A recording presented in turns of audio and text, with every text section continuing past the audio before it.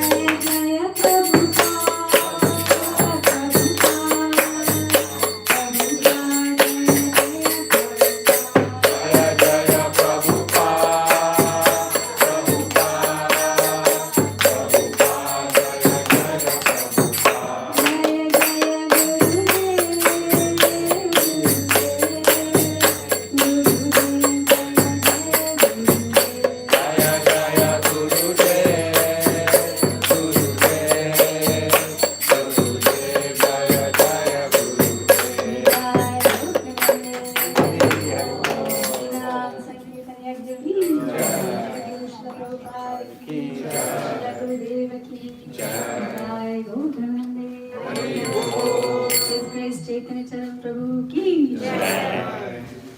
Prabhupada ki Jai. I go Premanande. So I'm delighted to be here with all of you today. Am I audible to everyone? Yeah. Yes. Okay. How many of you can hear me? Can? Can hear me. How many of you can't hear me? How many of you don't want to hear me? Okay.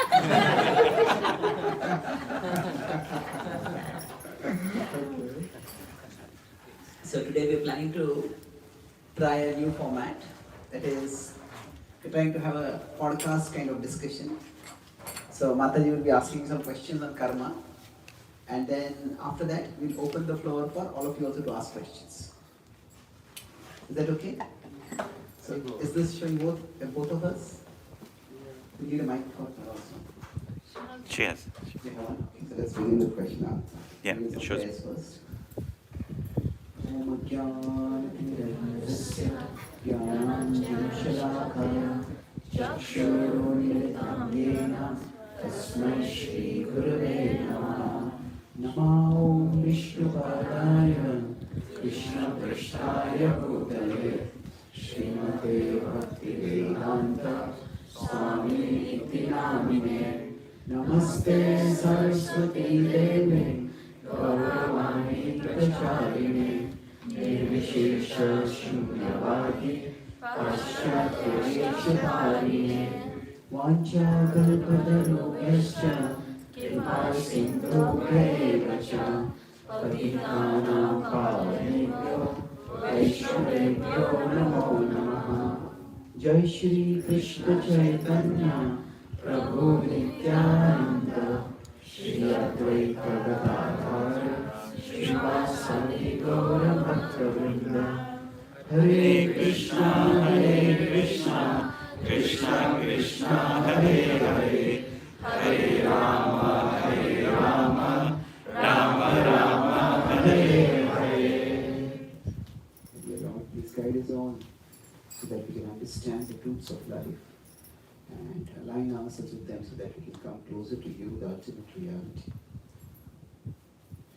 Probably just a little introduction first. It's okay. Sure. Hare Krishna.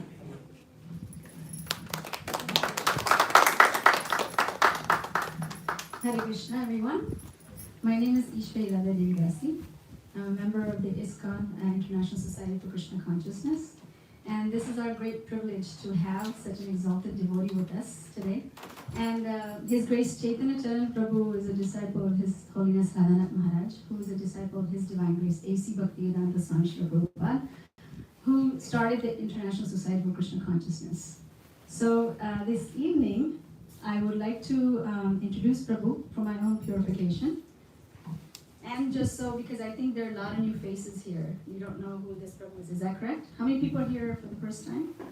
Hearing Prabhu? Okay, good. So, His Grace Chaitanya Charan Prabhu is a monk and a lifestyle mentor and spiritual author. He has done electronics and telecommunications engineering from the Government College of Engineering, Pune, and subsequently served as a software engineer in a prominent multinational software corporation. He also secured 2350 score out of 2400 in his GRE, gaining the top rank in Maharashtra. He extensively, Haribol. He extensively travels all over the world from Australia to America, giving talks on spiritual subjects in universities such as Princeton, Harvard, Stanford, and Cambridge, and companies such as Intel, Google, Amazon, and Microsoft. So let's welcome Prabhu with a round of applause and 3 times chanting Haribol. Haribol. Haribol. Haribol.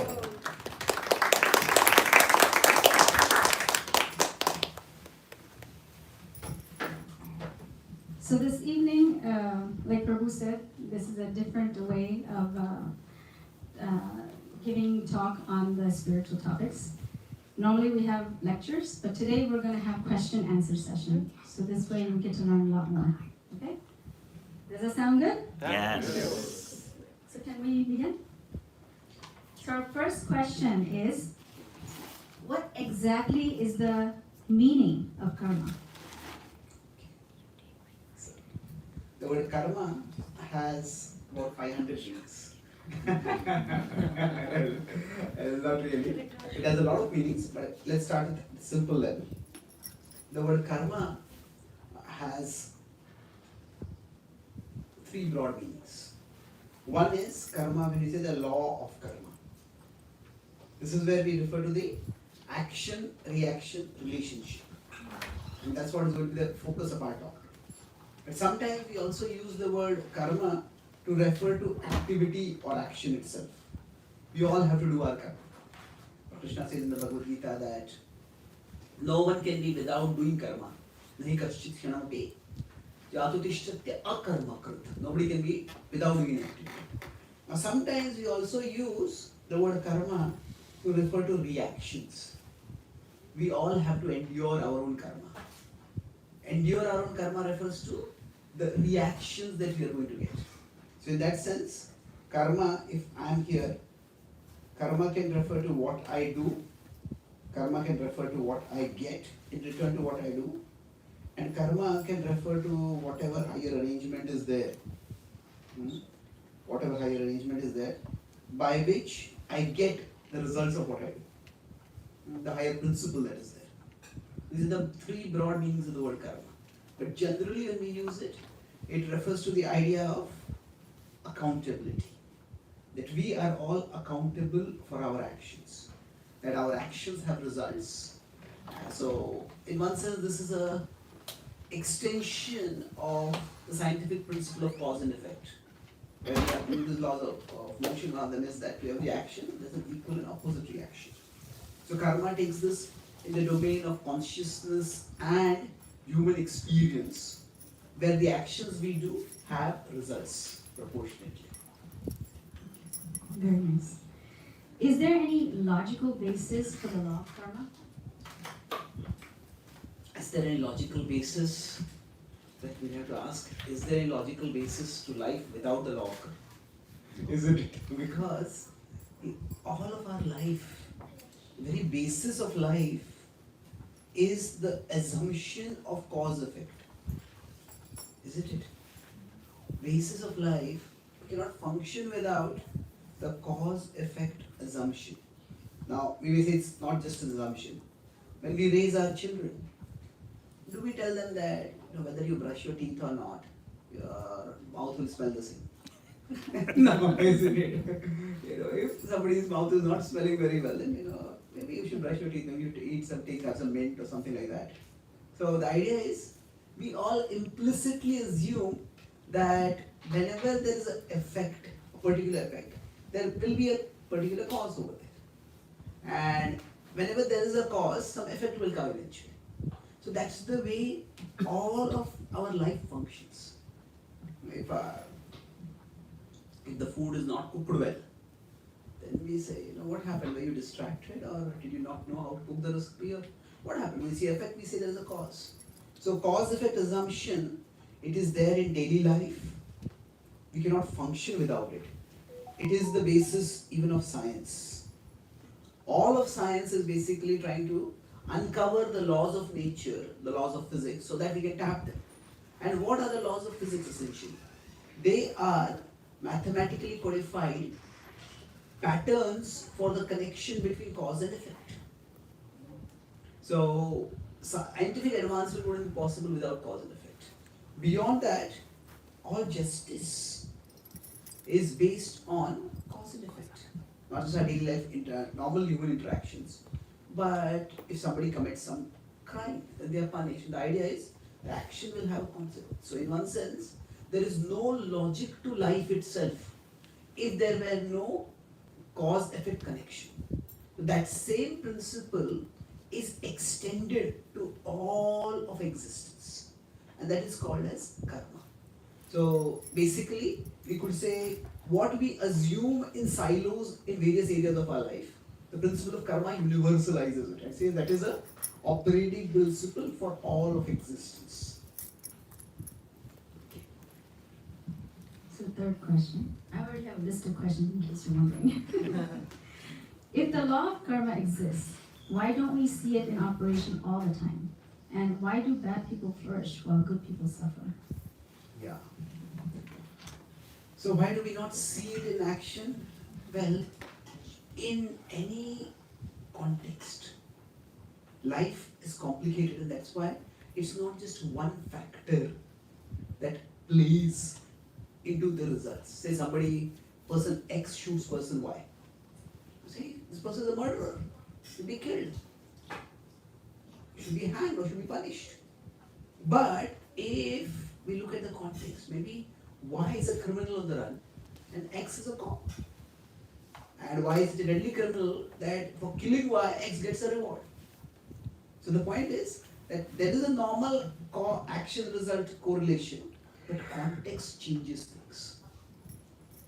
So what happens within karma is that while the principle of action leading to result is universal, its application varies.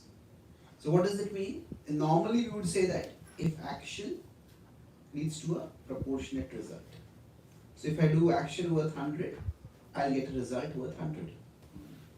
You just tap this lightly, there's a little noise comes. Bang my fist on it, it's not likely to break, my fist will break. Depending on which one is harder. So the thing is, the greater the action, the greater will be the result. However, in our daily life also, what we see is that while this is a basic principle, life doesn't always work at this basic level. Say two people pick up a musical instrument, maybe two people pick up a mridanga or a drum, and they start playing. And one of them has practiced for 100 hours. And that person picks up and starts playing. Another is picking up for the first time playing. Now when the first person is playing, and everybody is playing, and they say, more. The second person is playing, no more. So, why the difference? The difference is that when we talk about action and result, it is not just this much. There is action and result, that principle is there. But there is present action plus past action. So in this case, the way the result is coming, the sound is coming, when a person is playing a drum, is not just due to their fingers hitting over there on the drum, but it is a combination of present and past action. And because of that, now when we base our vision, maybe only this much, that okay, two people are doing the same thing, but why is the result coming out to be different? But the reality is actually much bigger. This is the actual full picture, or the bigger picture at least you can say. So everything, say if I am very kind to someone, and that person is very cold with me, what a strange person. But then maybe in the past I have been cold to that person. And maybe I have been so cold with that person in the past that even if I am kind right now, that person always remembers the past coldness. And that's why that person may still not be very polite or friendly with me. So in this case, what is happening is my present may be plus 10, but my past might be minus 100. And because of this, what I get is minus 90. So what happens is, the results we are getting right now are not just due to our present actions. They are due to present actions as well as past actions. And this principle applies, so when somebody is doing something bad right now and is flourishing in life, what that means is that they have done something positive in the past. And what they are getting right now is not the result of their present actions. It's rather what they are getting is in spite of their present actions. So, it's in spite of their present actions, they are getting positive results from their past actions. On the other hand, somebody might be doing something negative right now. So it's the same principle. Actually, I talked about the same principle. My present actions might be minus 10, but my past actions might be 100. So what I'll get right now is plus 90. So the law of karma is very much in operation, but the context has to be reframed. That there's a bigger picture over there. So now we all observe this idea of a bigger picture in day-to-day life in terms of interactions. Now the interactions can go beyond just how I treated someone in the past. Maybe I belong to a particular community, and maybe somebody had bad experience with, say, Indians in the past, or maybe somebody had a bad experience with a monk in the past. And then when they talk with someone, talk with me, They're not just talking with me. So the context can go beyond to my past actions, the context can go past me to the particular group I belong to, and their response to me will be based on what their experience has been, not just with me, but people like me. So the idea of cause-effect correlation being in a bigger context than just the immediate is something which we all understand. So that's the basic principle of karma also. That cause-effect extends beyond the immediate. And that's why sometimes we may not see the results coming out. But that does not mean that principle is not working. It's just that there's a bigger picture over there that we are not seeing right now. So, Prabhu, just from this explanation you gave, I just thought about this one question that when you say the past, you're not necessarily talking about just this life. Are you getting reaction from previous lives with this person or? Yeah, that's a good question. See, one of the biggest problems in life is what they call as the problem of evil. Has anyone heard of this problem? The problem of evil? What is it? Anyone knows? Well, if you don't know what the problem is, you're very fortunate.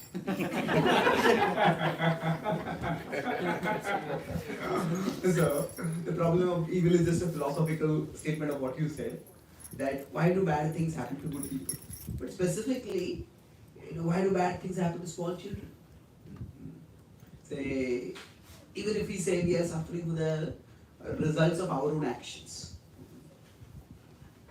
But then if a small child gets some terrible sickness, what did that child do? That leads to a serious problem for us.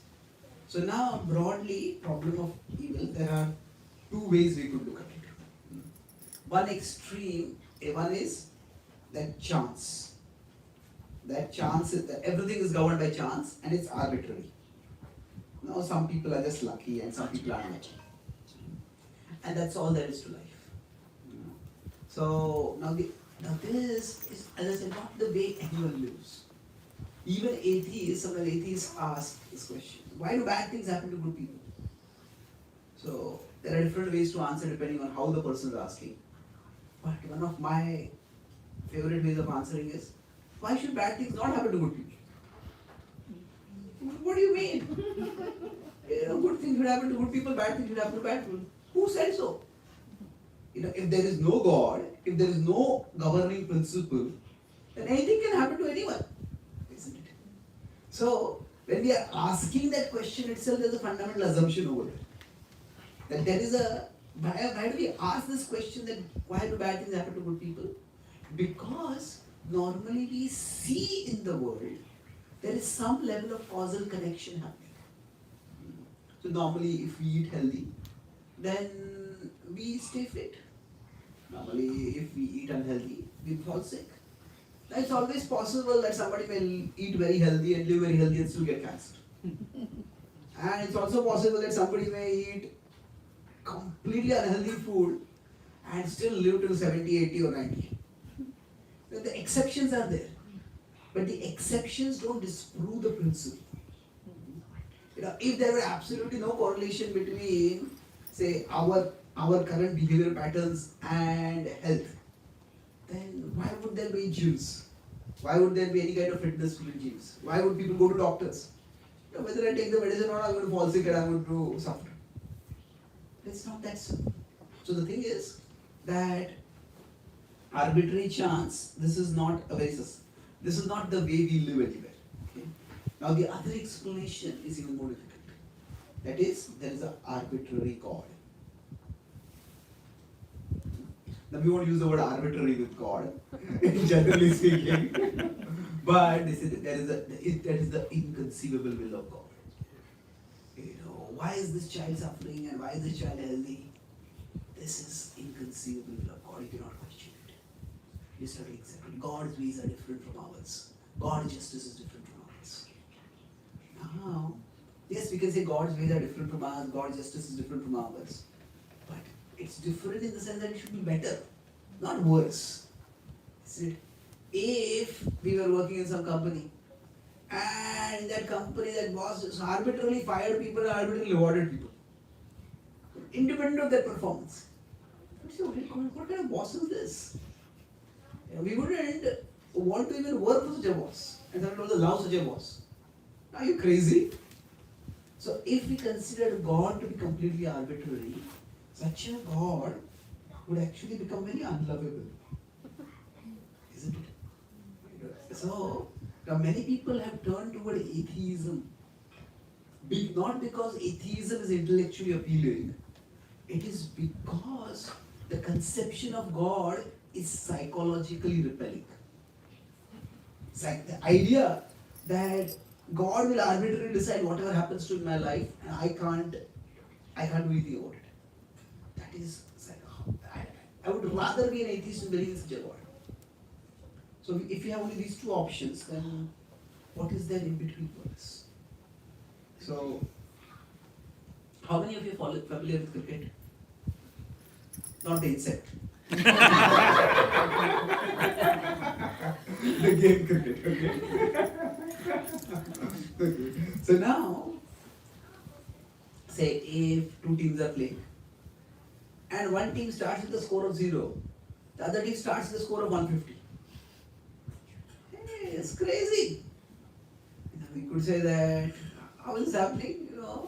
The scoreboard arbitrarily gives some numbers. It has got nothing to do with actual performance of the sports on the field. Or we could say the scorekeeper is biased. The scorekeeper likes this team, will give 150. Or this third option. Third option is maybe this is the second innings of the match, and one team has got a lead from the first innings. So similarly, the most logical explanation. How do we reconcile the world's unfairness with God's kindness or mercifulness? How do we reconcile both of these? This is by understanding that, by proposing that it's our past life's karma that we are carrying. That we are carrying that on from previous life to this life. So that's a logical way of taking things forward and making sense of life. And so yes, we carry karma, and it's not that difficult to understand that we carry karma. See, there are some kids who are just born with extraordinary talent. Sometimes you have these talent shows, and maybe, I don't know, America has got talent, Britain has got talent. There are 4 or 5-year-old kids who they will play a musical instrument, amazing. So how does this happen? They're clearly carrying something from their previous life. Sometimes neither of their parents really have much musical interest, and they don't have much musical genes, if you want to look at that. But still, these kids are brilliant. So they are clearly carrying something. Either we can say this is just lucky chance, but a much more reasonable explanation could be that they're carrying something from a previous life. So that way, for us, the karma connection, the karma principle rather, that becomes much more tenable, and the idea that actions have results, if you understand that, say this is one life, this is birth and this is death. But we have lived before, maybe at a different level, and we will live again at another different level. And it is the same soul who is going from one life to another life. And thus, the soul carries karma from one life to another life. Excuse me, Yeah. just a quick question on this. So, based on what you said, then is it, can one make an assumption that the present condition of a person is more of a reflection from his past life than his actions in this present life? That is difficult to say. See, because the present condition, it's, as I said here, when the results come, the results are both due to past and present karma. So how much is it due to what? That is difficult to say. And that's why we may have to use our intelligence to analyze. So I'll give you a few examples to illustrate this point. Say, now most of you know that I need crutches for walking. So when I was 1, I got polio. So I was staying in a small town in Maharashtra, in India, in a state called Maharashtra. And my mother took me to a nearby clinic to get a polio vaccine. Now, in that particular clinic, the previous night, the power supply had gone off because of an outage. And the fridge which contained the vaccine had its temperature go up, and because of which the germs in the vaccine multiplied. And when the vaccine was given to me, the dosage was too high, and instead of preventing polio, the vaccine caused polio. So, I'm not an anti-vax person. But anyway, now I was just learning to walk. I was about 1, I fell down, I could never walk thereafter. So, 2 points from here. So, my first memory of all this is when I was about 2.5 or 3, and a distant relative had come to meet us, and she was consoling my mother, saying that, oh, it's so sad that your son got polio. And I remember my mother's voice, very calm, clear, confident. She said, whatever he lacks physically, God will provide him intellectually. Now, I don't know why she said that. Okay, and what did she see at that time? But somehow, it stayed with me. And as I started growing, I could play outdoor games like other kids could play. But as I started studying, I found that I could read fast, to grasp things quickly, I could remember things well, I could articulate things clearly. So somewhere at the back of my mind, it settled that on one side I could say that I didn't do anything to deserve this physical disability. And that's true. But then I could say that I didn't do anything to deserve this intellectual ability also. Isn't it? So life is unfair. But in the big picture, life turns out to be fairly unfair. Fairly unfair means sometimes we get less than what we deserve or worse than what we deserve, and sometimes we do get better than what we deserve. And we all have probably experience of that. Sometimes we study for an exam and we study a lot and we get very little marks. And there are other times we study a little, and whatever little we study, that's what comes in the exam. And we get good marks. We get better marks than what we deserve. So life is basically, it works both ways. So now, why am I talking about this? I'm just giving this a broader context to answer your specific question. That when a person is facing a particular situation, so when I travel across the world, for example, I often am invited to speak at forums where people with special needs come together, and they have their own support forums, support groups. So after my talk, when I talk with such people, many times I notice that so many people are fighting battles that were lost long ago. Maybe they lost a limb in an accident, maybe they lost an eye because of some medical negligence or whatever. They're tragic stories. At the same time, it happened 1 year ago, 5 years ago, 10 years ago. And fighting that battle right now, why did this happen to me? Why did this happen to me? That is only wasting their energy. That is only making their life more miserable. So as far as I can remember, I don't really ever remember resenting my physical disability. Now, of course, I would credit that largely to my mother, because I knew that I had some ability that I could leverage, and I tried to work on leveraging that. So for me, my crutches are like my glasses. I can't see very without my glasses, at least not well. But then I don't really fix it. Oh, I have to wear glasses. I have to wear glasses. I have to wear glasses. I just put on the glasses and move on with life. I'll pick up the crutches and move on with life. So now, if somebody is in a present situation, somebody is constantly feeling sorry for themselves, or somebody is making the best of whatever cards life has given them. Now, these two are very different situations. So the adversity they faced could be due to past karma. But how they faced it is due to the present karma. That's why how much of the situation that a person is facing is because of past and how much is because of present. That is difficult to determine, very objective. It's a combination of both. So we can't change the situations that befall us sometimes, but we can change how we respond to them, how we deal with them. Does that answer your question? Yeah, thank you. Thank you. Go to the next question, or does anybody else have a question? Oh. Okay.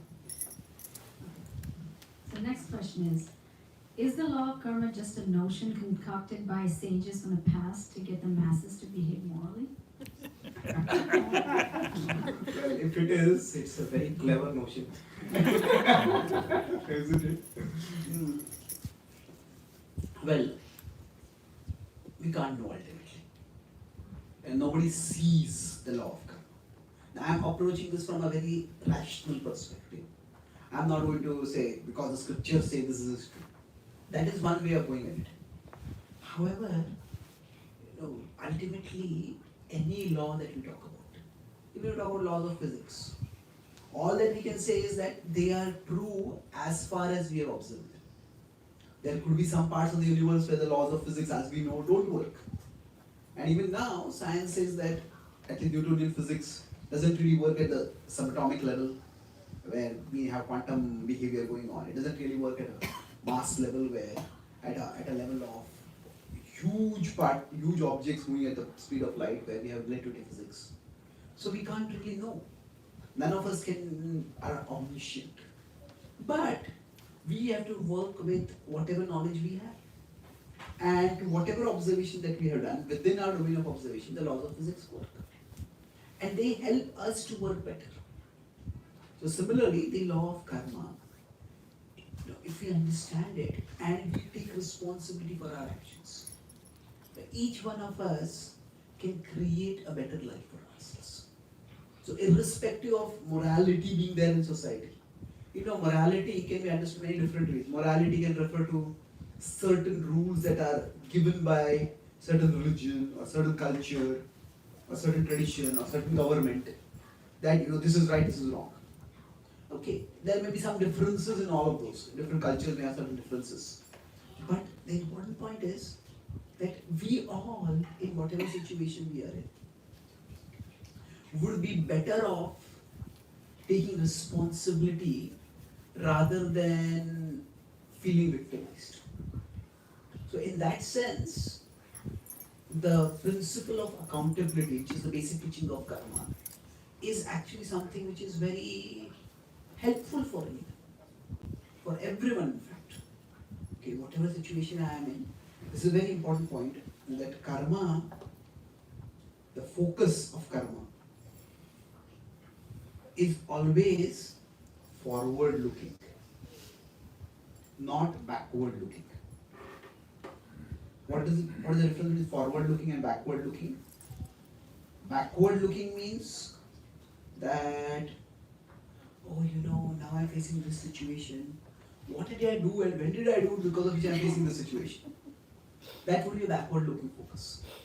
But the forward looking focus is that if I am doing my best right now and I am not getting results, that does not mean that doing my best is useless. It means that, okay, right now I'm going through a negative phase because of which I'm not getting results. Say maybe, we are working with a boss or we are in a difficult relationship with someone. And we try to be polite, we try to be kind, we try to be helpful, we try to be accommodating. And still that person, that relationship doesn't improve. However, we may say, what is the point of my trying to do anything better? Well, yeah, we could look at it from that small relationship perspective, or that one relationship perspective, and say that my efforts were unsuccessful.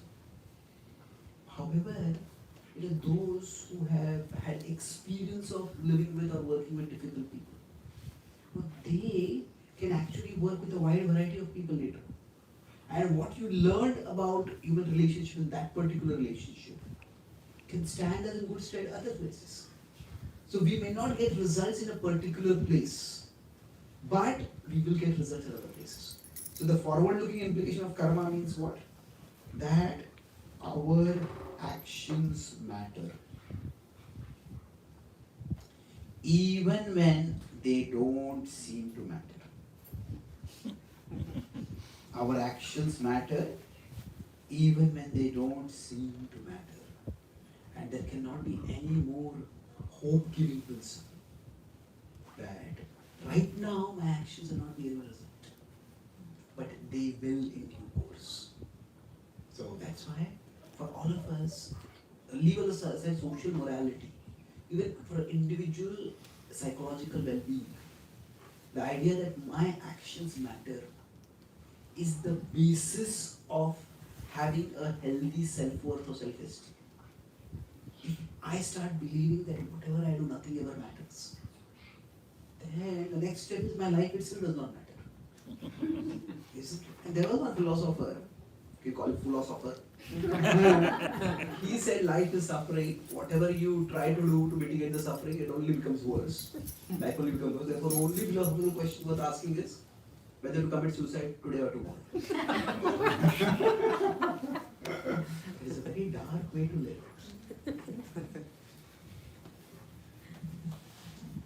So, what is the meaning of destiny? And is there really something called destiny? Okay, what is destiny? Now, the concept of destiny is strikingly cross-cultural, in the sense that in the Islamic tradition there is the word Kismet, and there is, in the Western tradition we have fate, in the Vedic tradition there is Daiva. Every tradition has some meaning. In Japanese tradition and Chinese tradition, they all have their terms. So what does it refer to? That there is something beyond us that shapes our life and the results that we get. What is that? I think Shakespeare says there's a tide in the conduct of human affairs which will grab, leads to success, or fortune favors the brave, as they say. So the idea is that when we work in life, there is something beyond us, beyond our actions, that shapes results. So if this is my action, and this is the result. So now, from the action to the result, there are some other factors that are involved. And these factors are what are generally called as destiny. So now, is there something called destiny? Well, is there anyone who can say that their actions alone entirely determine the results? No, we may do the best job, but we live in such a complicated world. We may do the best job, and still the results may not come because of economic instability happens somewhere. In cricket, batsman may hit a great shot, and normally that shot would just go to a boundary, and some fielder just a spectacular dive and just catches it. If that fielder had not been there, it would not have happened.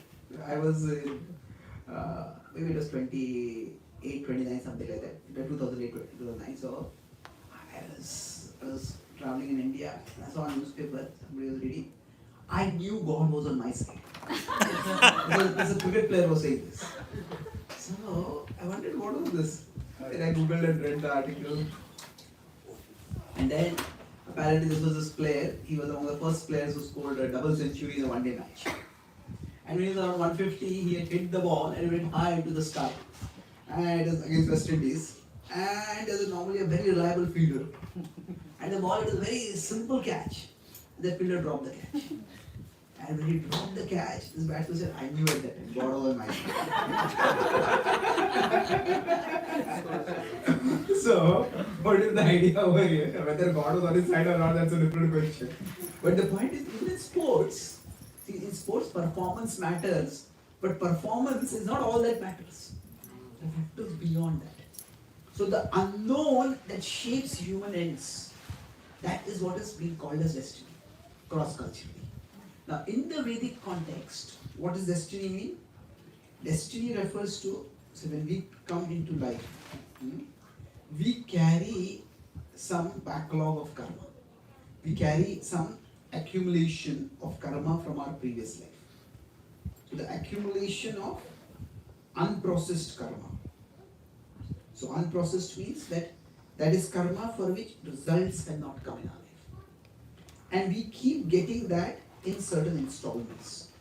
So for example, at birth itself, we get a major installment. At birth, it's determined which family we are born in. To large extent, it determines what kind of genes we get. It determines to some extent what is the economic level of our family, what is the security level of the country where we are born. A lot of factors are shaped by birth itself. And then throughout life, some installments may keep coming, and some of these installments may be positive, some of them may be negative.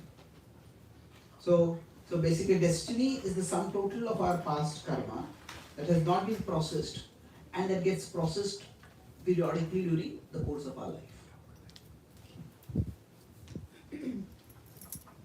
So welcome to the two new people, our guests here. We are having a question and answer session rather than a lecture, so we're talking about karma in general. Okay. So our next question is you answered the destiny is not fixed. Okay, so that's the question. Is destiny fixed? Okay, so is destiny fixed? There are two ways of looking at it. It depends on what you mean by the word destiny. So destiny, if you are using to refer to the stockpile of karma from past life, stockpile of unprocessed karma, now that is fixed. That I can't change. However, the impact of the delivery from that stockpile, I can say, that can change. So let me give you two examples to illustrate this. Say, by our destiny, suppose we were going to be betrayed by someone. Someone close to us is going to betray us. We will financially betray, in a relationship betray.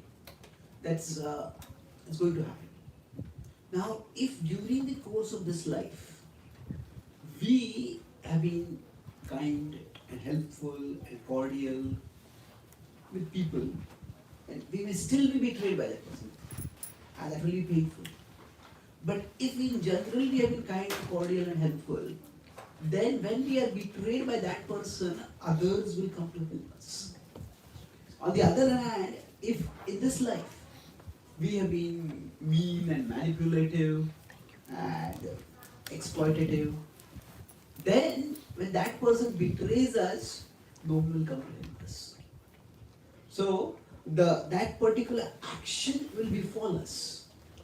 That particular situation will befall us, but the impact of that situation can be minimized or maximized by our actions in this life. So in that sense, destiny can't be changed. If we consider destiny as certain adversities are going to befall us, but how severe those adversities will be, that is something which is up to us. So, say if maybe by our past karma we are going to be hit by a drunk driver. Now, if we ourselves are a drunk driver, and then two drunk drivers each other there, probably the result will be a huge disaster. On the other hand, if we are a careful driver, and then we are driving, and then we notice, okay, this person is driving, this person's vehicle is going way, way. And then when we notice that, maybe as soon as we notice, we call 911, or we already have healthy habits here. We have a medical contact and we pull our car on the side so that even that person hits us, maybe the impact is lesser.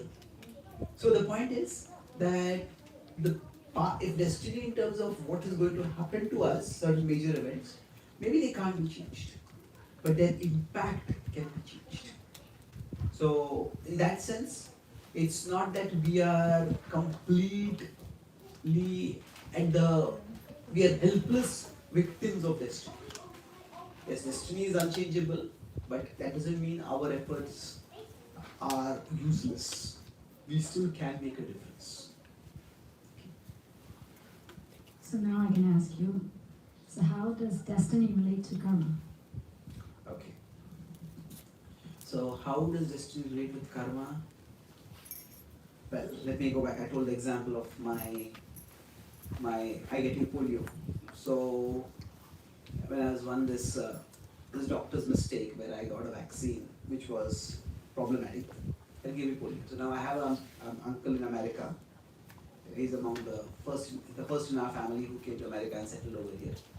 So when he came to know, the first thing he said is, sue the doctor.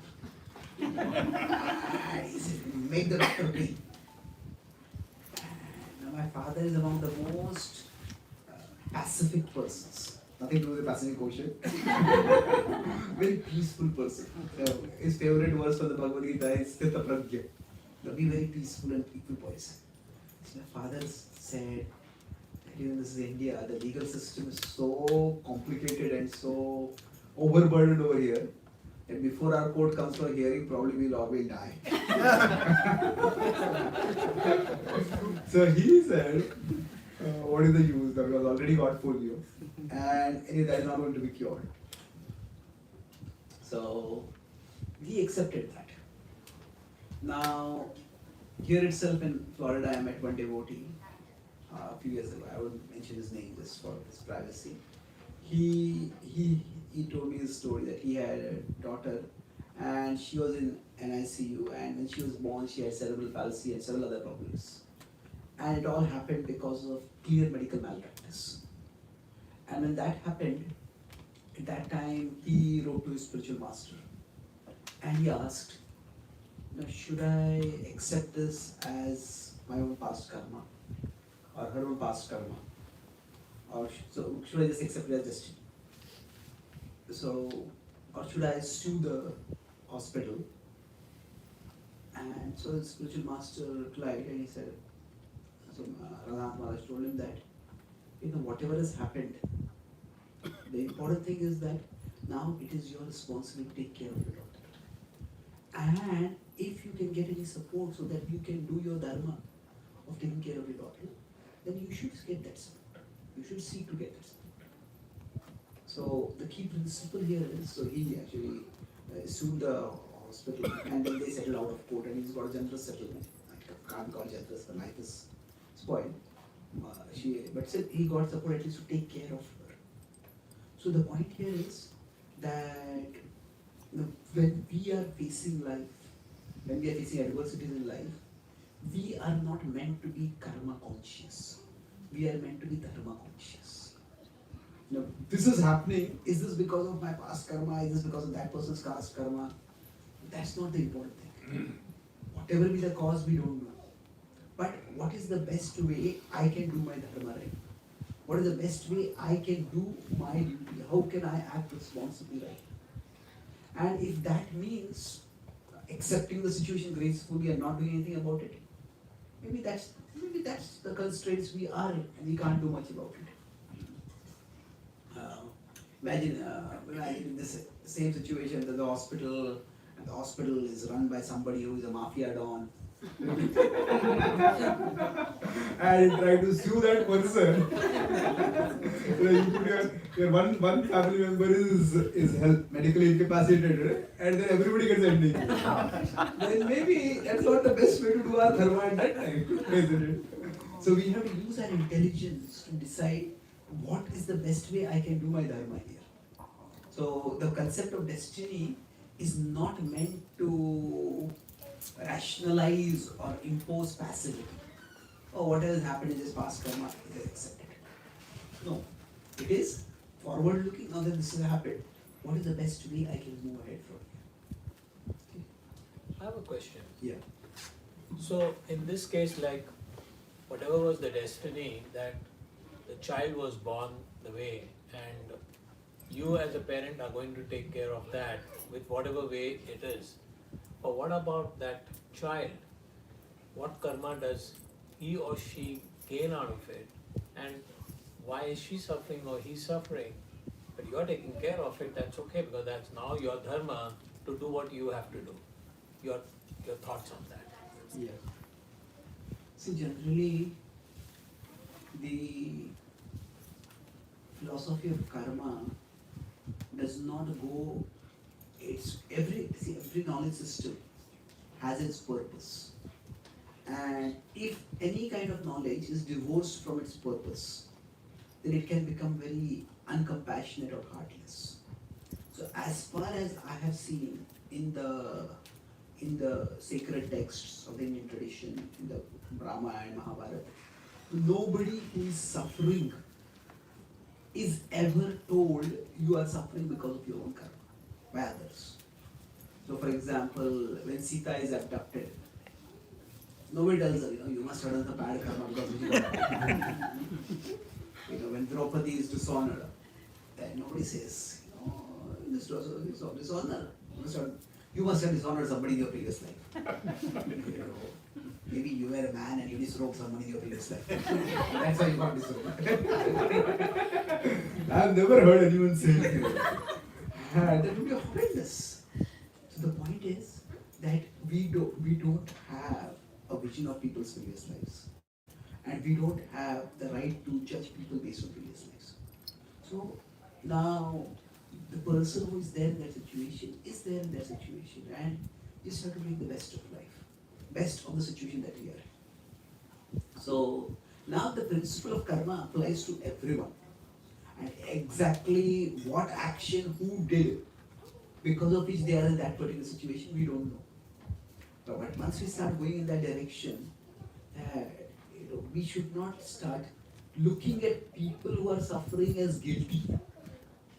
That would make us very heartless. Especially because we don't see anything in this life. So, is there a connection with the previous life? If we were meant to judge people based on their previous life's connections, then we would by nature have been given knowledge of their previous lives and those actions of their previous lives. So, when we have not been given that knowledge, then we understand that, like I said earlier, that life is unfair. But in the big picture, life is fairly unfair. Now, what would be the fair part for it? I have seen children with somewhere on the autism spectrum. Quite often, within the limitations of their world, they are happier than other children. They are maybe not aware of all the cruelty of the world, all the harshness of the world. Of course, that does not compensate for the limitations that they have. But my point is that it's very difficult for us to know what exactly is the cause of that particular situation. That's why I said the emphasis of karma is forward-looking. That now that we are in this situation, let's see what is the best we can do from the situation. And the principle of accountability, the principle of responsibility. That now that I'm in a situation, let me take responsibility to make the best of the situation. That is the most pragmatic way to move ahead from where we are. So how does that soul, who's the victim now of going through what you're doing, gets moved forward? Like when you had said that you're at level 1, you go to level 2, you go to level 3, and all these levels change as you go in the previous life. But this particular person I believe that is not accumulating any positive or negative karmas. So what will happen? Will that be gets proper moksha, or goes to the third level, but there's no karma balance over there? Okay, so in general, if somebody is put in a situation where they really can't do any conscious action, then what it means is they are in that situation where they are exhausting some negative karma. And when that negative karma gets exhausted, they will move on to a situation where their positive karma will also manifest. See, nobody has a completely negative or a completely positive karma stockpile from the past. So that negative karma stockpile will get exhausted, and the positive positive karma will open within this life or the previous life.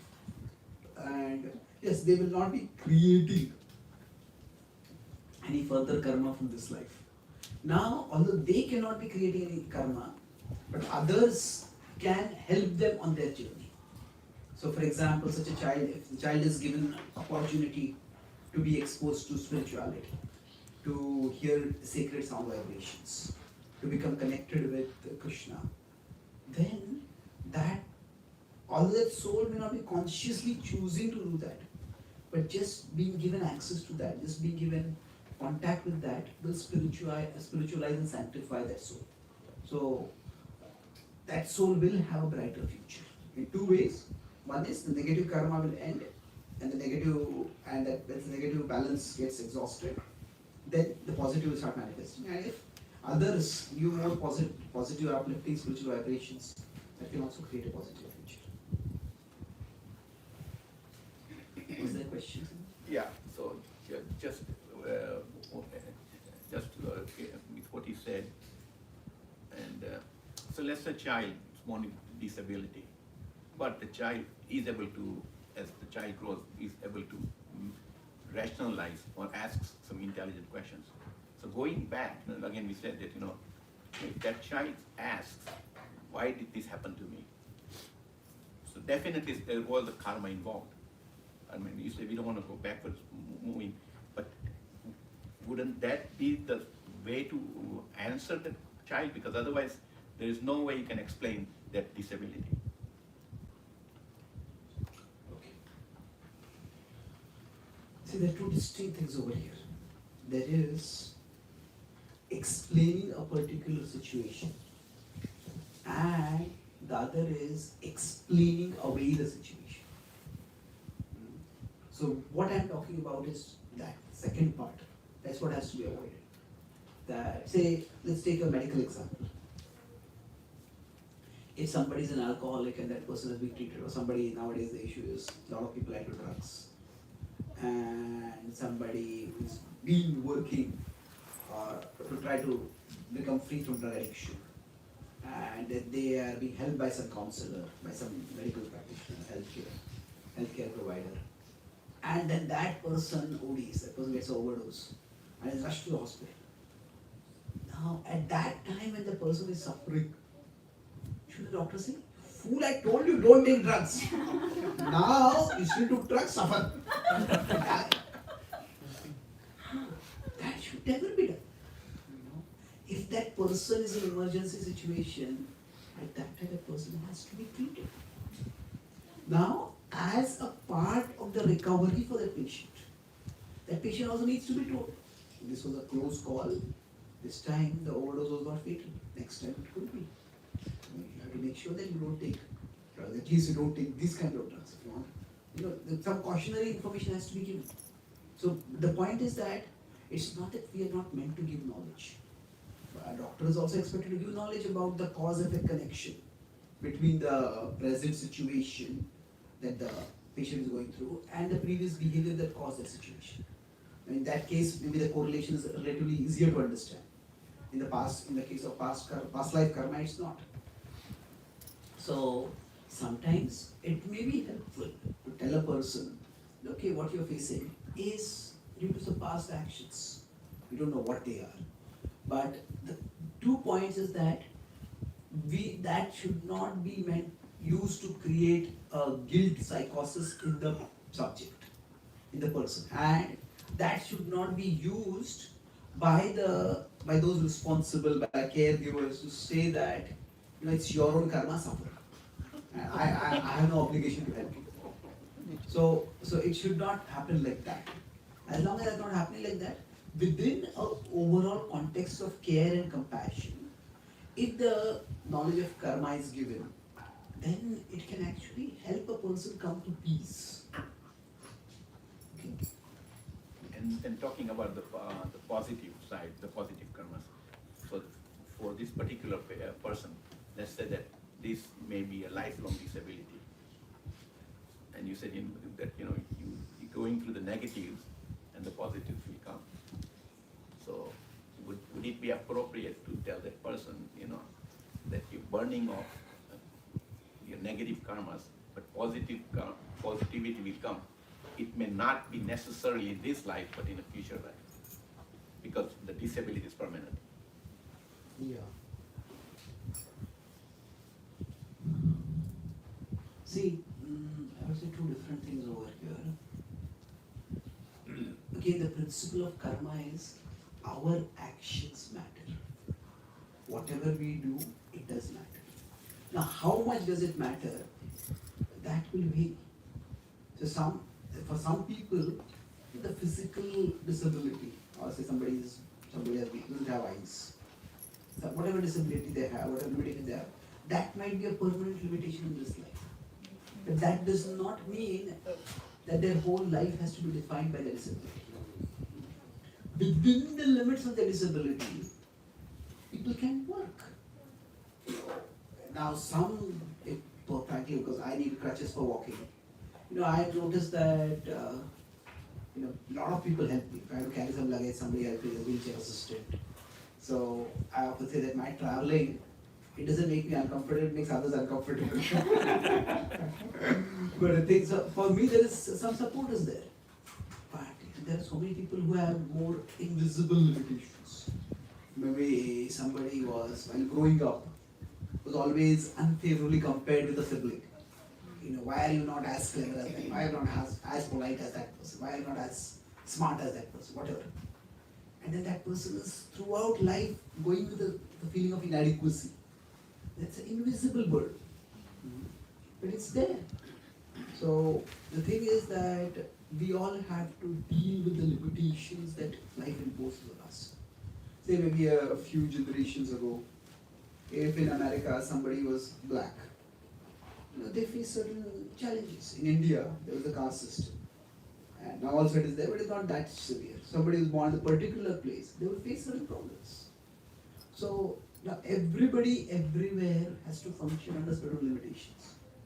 So we can let those limitations define us, or we can work our way within those limitations.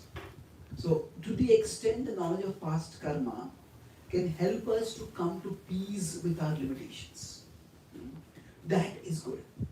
But if that knowledge of karma makes us, those limitations, they start defining us, then that is the problem. See, ultimately the principle of, the purpose of karma, it is never passivity. It is more of choose our battles wisely. It is more an encouragement, or okay, there are some things about our life we can't change. But that doesn't mean there's nothing we can change. So within the limitation that we have, what is it that we can change? And how can we go about changing that? So the essence of, in my understanding of karma is, okay, some battles are lost. And we can't do anything about it. Let's accept that. Let's fight the battles that are winnable for us. So Prabhu, in Srimad Bhagavatam, when Bhishma Pitama is pacifying Yudhishthira, is saying that the Pandavas did not have the karmas, that they were getting in this kind of, they were put in so many difficult situations. It was an act of providence. Even we see with Parikshit Maharaj, what he did, small thing and a big result. So we see that it's the act of God, that he's making these pastimes happen to make us closer to him. So that, I just want you to elaborate on that, or how we take that part as part of the Karma podcast. Okay. So, if we look at the epics, the Mahabharata, the Ramayana, these can be understood at 4 different levels. I'm writing about this in my new books now, the Mahabharata. Use it as reading. So L is the literal level. Literal level is the fascinating stories, just like you might watch a movie, you might read a novel. Just the plot twists and the action itself is fascinating. How the Pandavas are exiled and they survive and they thrive by they in the hand of a powerful princess. So its literal story itself is fascinating. It's entertaining, it's also purifying. Then we can look at it at the ethical level. At the ethical level, it is all about choices and consequences. What did they do and what resulted from that? And what can we learn from it? So from that perspective, we say at the ethical level, Ravan, he acted out of lust. Duryodhana acted out of envy. And they suffered because of that. Then there is the allegorical level. Allegorical level is more, what does it symbolize? There are universal themes So Ravan, for example, was a person, but Ravan also represents a mentality. So that is the mentality of selfish pleasure, of lust basically. Now beyond that, there is the devotional level. At the devotional level, we see everything as and ultimately an arrangement of the Lord, as a Leela of the Lord. And through it all, the Lord is reciprocating love with his devotees and drawing them closer to him. So now, if you see in the Bhagavad Gita itself, when the first chapter in its purport, Srila Prabhupada uses different approaches. Some places he says that Arjuna's illusion is Krishna's arrangement so that the Bhagavad Gita can be spoken. So that is this at the devotional level, isn't it? It's all Krishna's arrangement. But then there are other places where Prabhupada says that Arjuna has to fight a war, but he's thinking, should I fight or not fight? He's a responsible person. And we should all be thoughtful like this. So there, especially in the first chapter of purports, Prabhupada seems to be praising Arjuna for his thoughtfulness. But just change the chapter, and from second chapter of the first verse itself, Arjuna is in tears. And Prabhupada says that tears are a sign of ignorance, they are a sign of attachment, and everybody is suffering from the skin disease. Hey, you are praising this person, what happened is now? Why the change? So Prabhupada is appreciating the thoughtfulness which makes him open for spiritual knowledge. That's the focus of the first chapter. But in the second chapter, Prabhupada's focus is that he does not have spiritual knowledge. And still he's speaking words as if he were wise. And that's his ignorance. So at the ethical level, when we approach with these characters, our focus is not so much on judging who is right, but on understanding what is right. So that's why Srila Prabhupada is giving us both lessons. That these are characters that Arjuna is thoughtful, and Prabhupada is also saying Arjuna is attached. So when we are approaching the sacred texts, it's not very helpful to mix these levels. If we are approaching at a devotional level, then focus on the devotional level and see it all as the Leela of the Lord. However, most of the times, the characters themselves don't approach it that way. The characters are thinking, should I do this, should I do that? How should I act in the situation? What did I do that was right or what did I do that was wrong?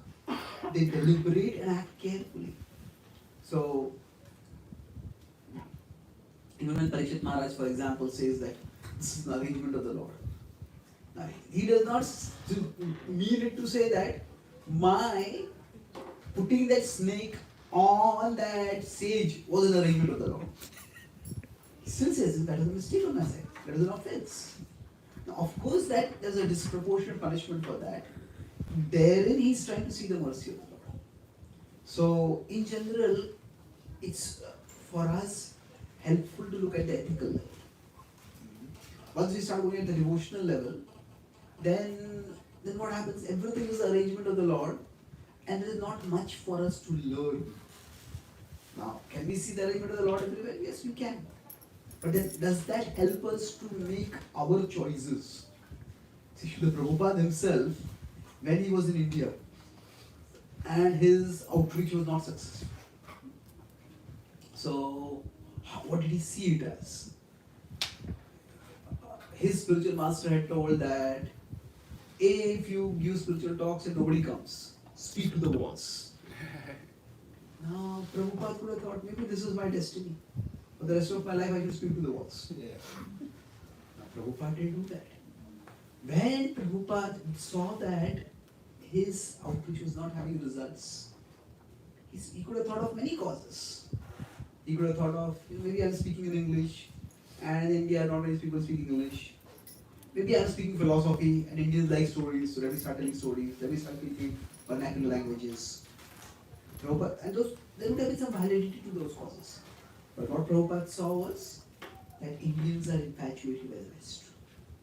Therefore, let me go to the West, and let me try to attract Western people to the path of spirituality. And seeing them attracted, Indians will also become attracted. Now, if you see here, what is the underlying logic? That Indians not being interested in spirituality, that is one form of Maya, that is one form of illusion. Now, Indians being attracted by the white skin, there is also Maya. So Prabhupada was using one form of Maya to counter another form of Maya. Isn't it? So he is not simply seeing it, oh, I'm not getting any success, so it's all Krishna's arrangement. He saw it, he looked for at a material level, he tried to look for a cause. So when we are looking at ethical level, that's where we try to see that, okay, what exactly is working, what exactly is not working? What can I do about it? And Srila Prabhupada, now we can say it is Krishna's arrangement that for 40 years he did not get any success in India, and then last 10 years he got spectacular success. And what he achieved is unparalleled in the annals of world history. And that is true. At the same time, Srila Prabhupada was not just, oh, it's all Krishna's arrangement. Prabhupada said, what can I do right now? That's why the devotional arrangement is, the devotional vision is good if our focus is simply increasing our absorption in the Lord. But if we also want to do some practical action to address issues, then we also have to look at the ethical level. So by ethical, I'm not just talking about morality, right and wrong. I'm talking about more about causality than morality. That causality is that this cause is leading to this effect, so what can I do about it? Thank Yeah. So, till what time should we go on? You can let us know. We'll skip Aarti, we'll just continue up to maybe another 15 minutes. Sure. So we have a lot of questions, and we are planning to continue this tomorrow also. Yeah. Okay, so tomorrow the session is at Prabhu's house, and we'll take some more questions. If any of you have some questions, you can also send to Prabhu and we can add them. Okay? Yeah. Should I go on with the next Please, question or anybody else? Yeah. Can I ask one question? If somebody is asking why should I pray God or why should I pray? So how can we convince them? Why should I pray to God? Or yeah. Yeah, so is it a general question or is it related with karma in some way? No, it's a general question. I'm like for kids, some kids are there like they are growing in this culture and they doesn't know like how we Indians are brought up or something with this karma and everything. So they ask question like why should I pray when no other kids are not praying because they are seeing different cultures, different region people. So how can we convince them with our things? Yeah. So now there are two ways of doing this. One way is that we pray to God when we have some problem to fix that problem, to change that situation. So this is where changing the situation. I saw, where was I? I was in Texas, no not Texas. Anyway, I saw somewhere an ad for an insurance company. And the ad was basically, if you are not insured with us, it's time to say your prayers.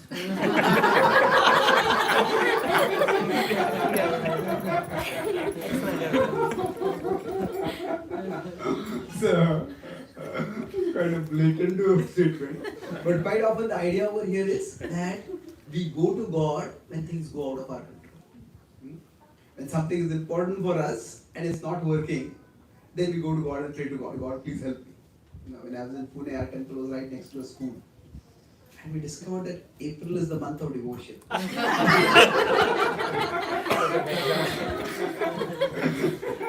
April was the month when there were the exams. So all the kids would come to the temple. Oh God, I didn't study throughout the year, but please pass me in this exam.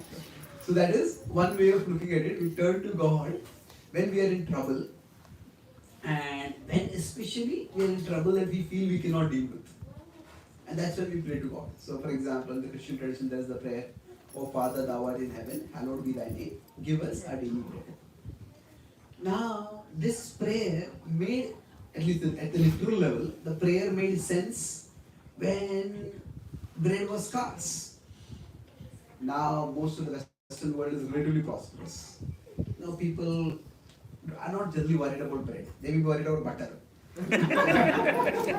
And to go with the bread. So, God as a cosmic supplier, that prayer does not have the same resonance if it's taken literally. So what happens is, if we are looking at God for changing the situation, there are two problems with this, with respect to prayer. One is that if we can change ourselves through some means, can change, then there is no need. That is, if I can get bread by some other means, why do I need God? Yeah. That's one problem. And the other is, if the situation doesn't change, I pray to God and my problem doesn't go away. Then again becomes, what is the use? Maybe there's not even real. Maybe there's no reality to God and no reality to the business of prayer. That's one possibility. Now, in spite of these two pitfalls, a lot of people still pray and they do get their prayers fulfilled. But especially those who are coming from a rational perspective, most of us grew up with some semblance of some spiritual religious culture. We learn some values from our tradition.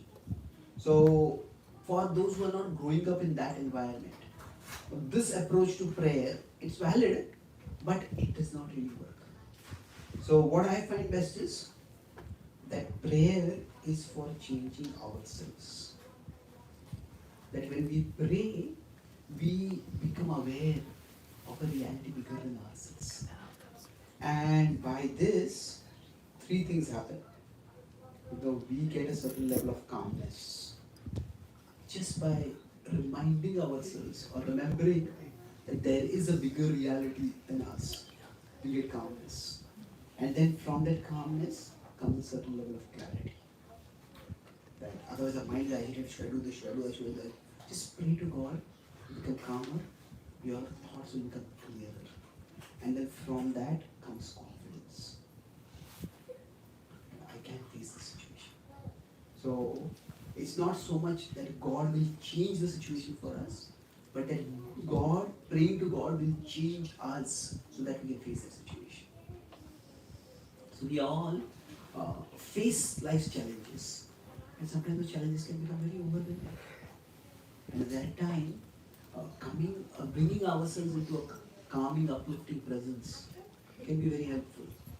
So even if, say, kids don't necessarily believe in a particular ritual or a particular conception of divinity, anybody who prays can experience a certain level of calmness. Even people who are non-theistic go to some holy place, they go to a temple, they go to a church, they go to some Buddhist stupa, they feel that there is some kind of vibes over here. I feel different over here. I feel some calmness over here. So that prayer is meant to usher us into a higher presence, okay, and give us calmness, clarity, and confidence.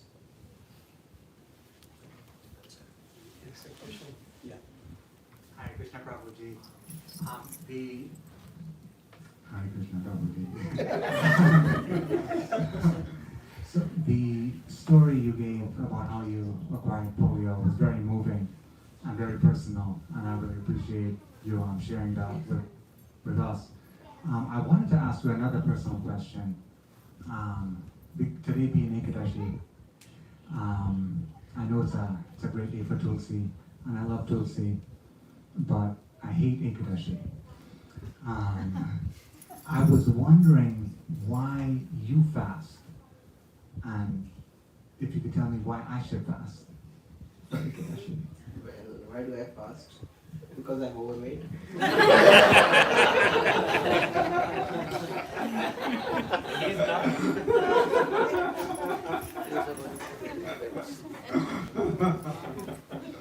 In the Mukul Bala Sutra, it is said that if you are not remembering Krishna, then fasting is simply a fat reducing exercise. So, I'd say that, our mind is very tricky. And Krishna says the mind is chanchal, the mind is like a child. And if somebody is expecting a child, you can read all the parenting books in the world. But when their baby starts crying, there's no one formula that will calm the child. You have to try various things and hope something works. So, it's like that with our mind also. Whenever there is something which needs to be done, something which is based on some higher principles, some higher values, which reason will convince the mind? Nobody can mandate that. So it's best if something is important for us that we have an array of reasons. An array of reasons for doing a particular thing. And then try this, and see what works. So that's why if you want to consider the fasting, so there are multiple reasons. You can start at the physical level.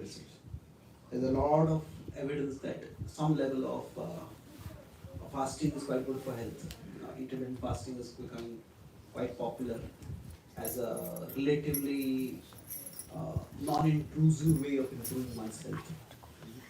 So we could start from a physical level, then we could go at the mental level. Mental level is that where physical level means we are trying to improve our health. At a mental level, it was just that we learn a little bit of discipline for ourselves. Not doing something which we like to do. It's painful. But if we do it, it also gives us a sense of, it increases our self-worth. I can do this.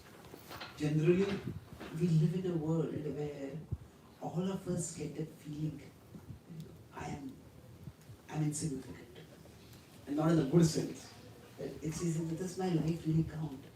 Do I really count? Does I do anything which will make a difference to anyone else or even to myself? So one of the easiest ways to develop a sense of self-esteem is to set some concrete goal and take some tangible steps toward that. So you decided to fast at a particular level, whatever level is comfortable for us, and doing that.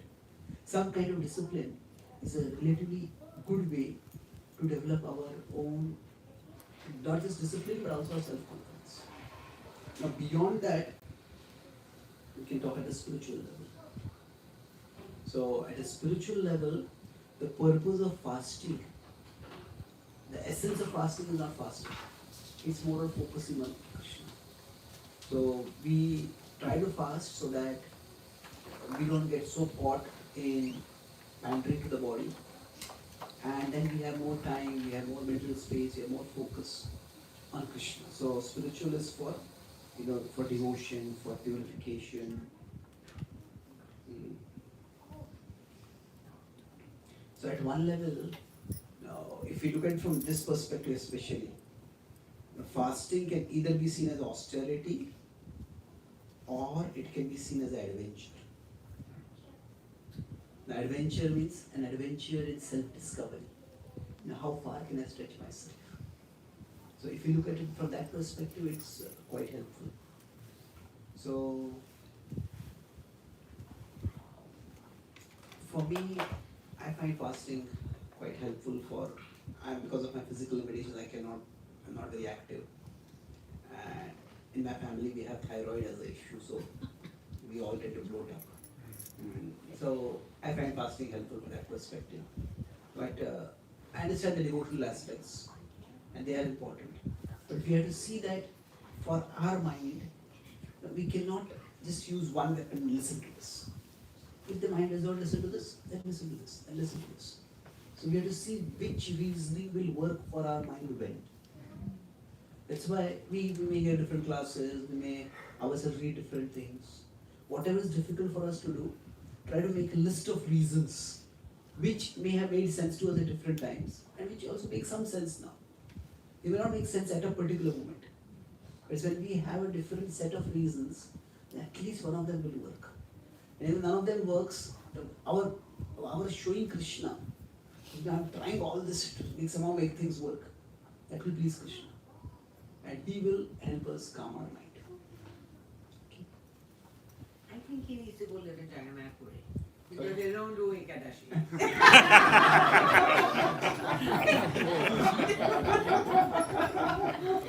That's what escape. That is something which is said out of the array.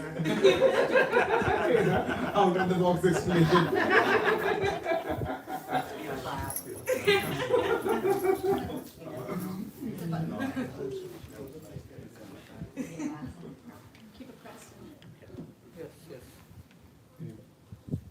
Prabhu, thank you for your teachings. I'm from Guatemala, my English is not, but I try to ask the question, how can we understand, search, and explain for us and for child the mercy. The mercy of God is the most grateful gift that we can receive in every life. So please, thank you. So, how can we understand the concept of mercy?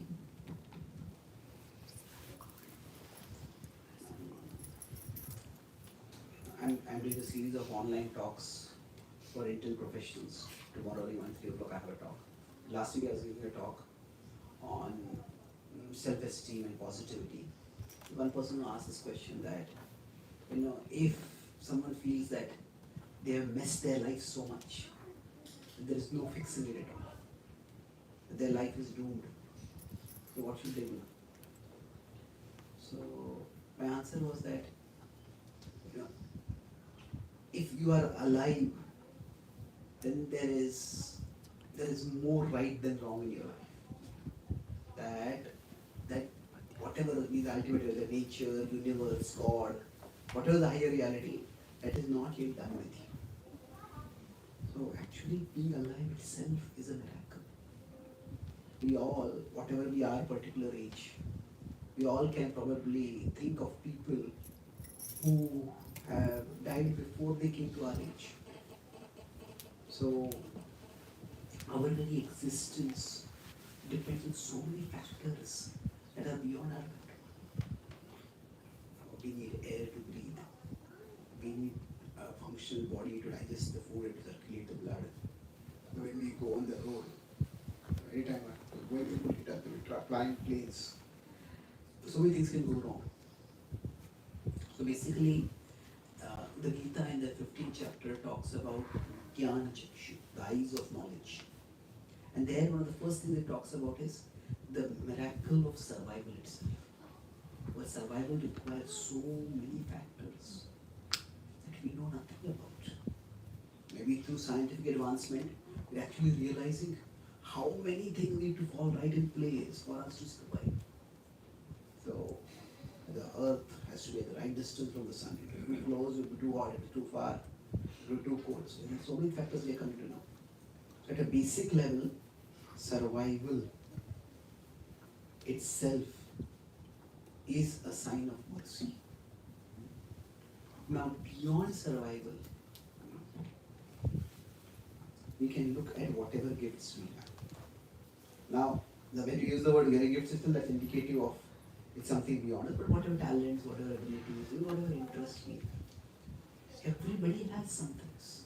Some people may have some extraordinary talents, but even if our talents are not extraordinary, still they are our talents. And we may say, I worked hard to develop them, and that's true, that may be true. But developing is different from having. We had those talents and we developed them. So the gifts that we have, that is also what we can see as mercy. So that's what my mother told me, whatever God will provide him intellectually. And if we can learn to see that our abilities are actually gifts, then our abilities are the tools with which we actually function in life. Whatever jobs we have, whatever we do, whatever we are good at in life. We are good at cooking, we are good at singing, I have some ability in speaking. That's a gift. So at the level of gifts, we can see the mercy of God. Then we can see it in incidents of what we can say as coincidences or good fortunes. If you all look at our life, there are times when we say we had what is called good luck. Some things just work out. And those are places where we can see, so many things could have gone wrong, but those things just work out. For anyone who has been successful in any degree in life, they know that their success is not just due to their efforts. Their success is important, but many other things have fallen in place. And so we can look at God's mercy in the coincidences that happen in life. Coincidence specifically to the good fortune that we have got. Now, beyond that, we can see the mercy of God. This is where the spirituality comes in our own self-transformation. This is where we all have certain conditionings and some struggle to give them up. There's a British poet, writer, Oscar Wilde. He said that giving up smoking is the easiest thing in the world. I have done it over 100 times.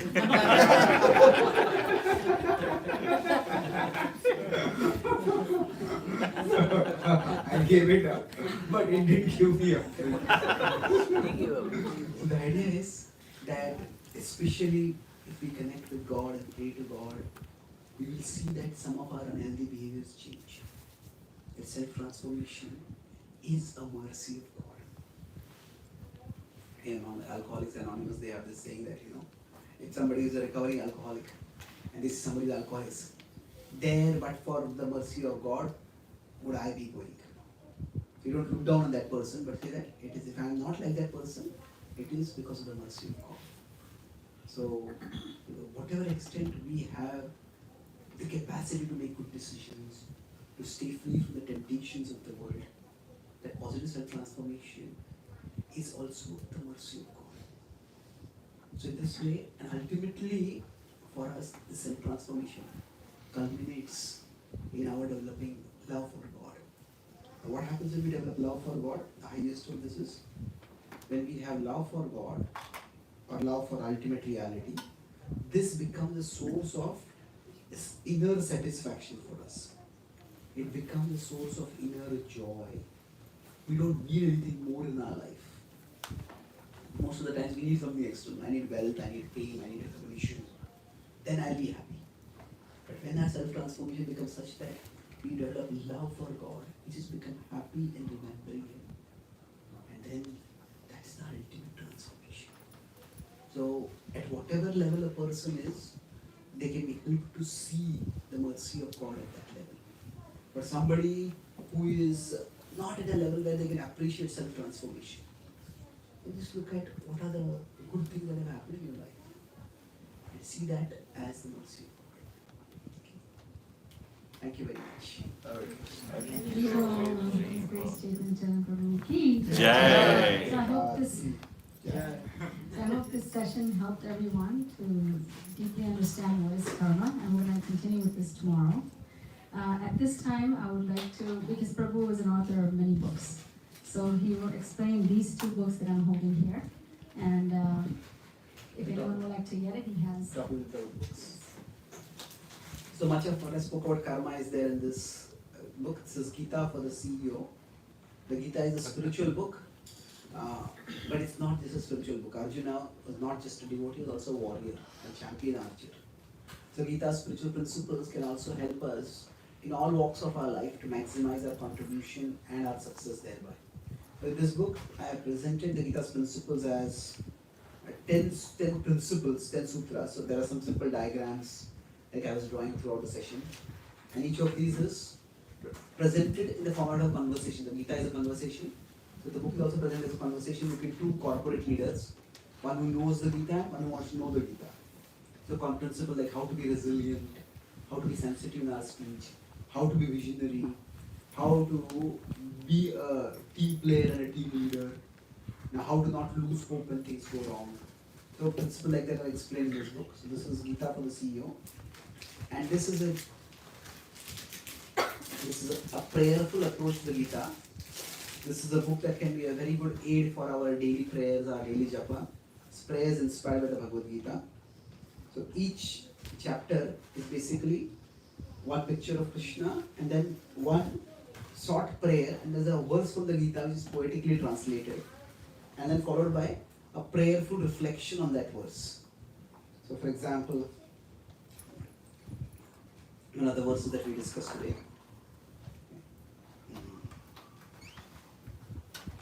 So, Neha Vikrama, we didn't discuss this verse today, but there's a verse which says that, let my guide, this is, Krishna says that on the spiritual path, nothing is ever lost. Neha Vikrama Shosti Bhaktivaya Nvidete Svalpamapyasya Dharmasya Prayate Matavaya. So on this path, no step goes in vain. No asset is depleted, lasting is every day. Even a little bit of this righteous way can shield one from great dismay. So, let my guide be your infallible declarations, not my flawed perceptions. That's the title, and then there's a prayer inspired by that particular verse. So this is, as an aid for your chanting, it's very helpful. It's also something which can inspire us to offer our own personal prayers to the Lord. So we often recite shlokas, we also chant mantras, and that's good, but we don't have a personal relationship with the Lord. And how that can be done based on scripture, that's explained in this book.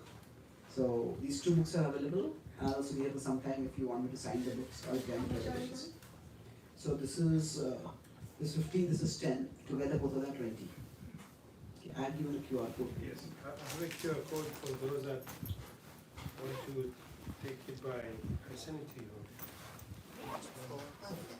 Thank you very much. Prabhupada ki jai. Krishna Bhagwan ki jai.